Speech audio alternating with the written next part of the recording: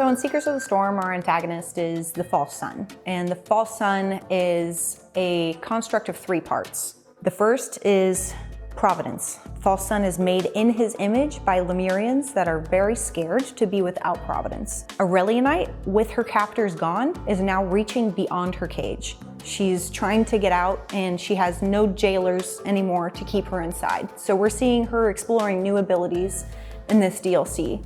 And then right before False Sun is truly born, Mithrix comes in with his Beads of Fealty holders and they corrupt him. To me, he's a very sad boy.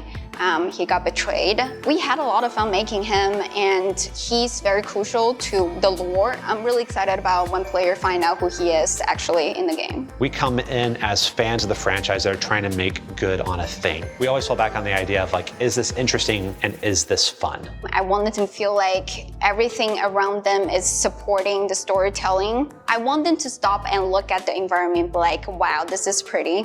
I know the combat is always intense, but that's what I want them to do.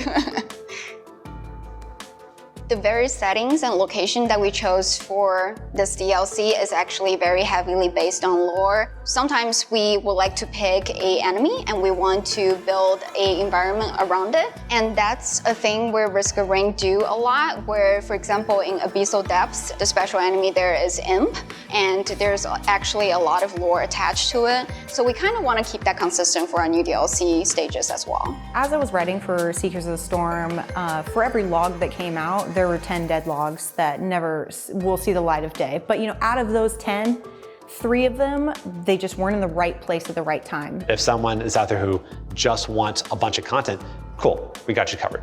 For the person who wants more maps, cool, we got you covered. For the person who wants more survivors, cool, we got you covered. Items too, you name it.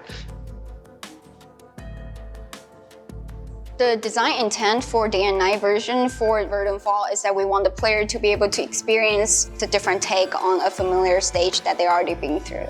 So the Day-Night version of Verdant Fall actually started as a personal project of one of our team members, and she had this brilliant idea of, you know, what if we make a stage different and we make a variant of it and then we add some more flavor as well. And that's why she came to me with the night version of Verdant Falls. And after we look at it, I was like, yeah, this is really cool. We should do more.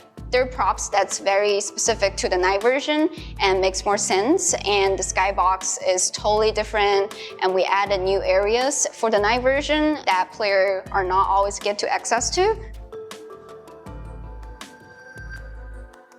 I've been really excited to work with the team and help plan the next 5 or 10 years for this franchise. There's a lot of directions that we could go in it. Pretty much every direction is interesting. There's High Court, there's heretics, there's the 2 brothers. Where do they come from? Are there more of them? What is the space sickness that keeps them locked and isolated on this planet?